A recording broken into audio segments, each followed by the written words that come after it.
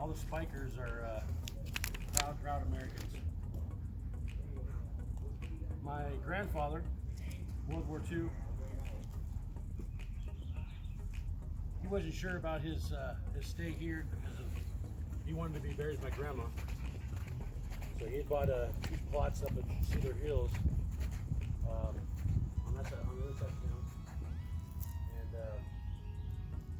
so he's there, but he was in World War II. My father, ever since I was a little kid, my father,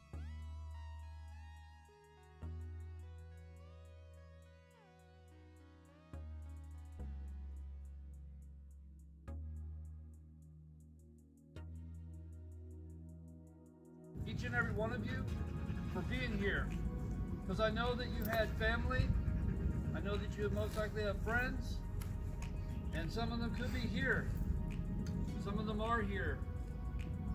I come from a military background myself with my family. Myself, I was never in the military. I couldn't be in it because I had an injury that happened to me years ago. I fell off a mountain on a ministry trip, and a jagged rock went all the way through my left hand and destroyed my left hand, so I couldn't serve. But I was there. I was going to serve. I was one of the ones that would take a bullet for this country if I had to, for the freedoms that we are fighting for, and the freedoms that our men, women, and children have also fought for. It's not just about the men and the women, but it's also about the children that are left behind when the men and the women go fight for our freedom that we have. Amen? Amen.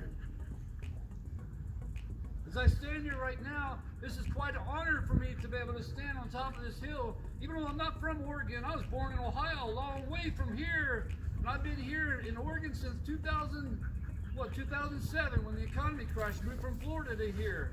And I've gone through ups and downs, lefts and rights, and all over the place and in between, you know? And I know that all of you have as well, because that's what life is about.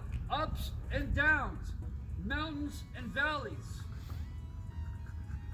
This plaque right here, like what Bob was just explaining a moment ago, these men, these women, all these flags on these hills, as far as the eye can see, it's blood.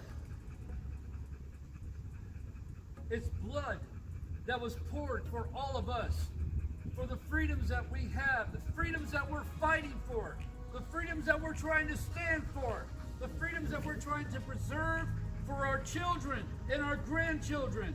And even though there are evil forces, and I will be bold as a lion, there are evil forces that are at work in our nation that are trying to take apart that freedom, inch by inch, feet by feet, and trying to take it apart. But they can never take away the freedom that is in our hearts. Whoa! The freedom that has been paid for by blood for each and every single one of us. The freedom that this country has unfortunately took advantage of. But you, right now, I don't see that you're taking advantage of it.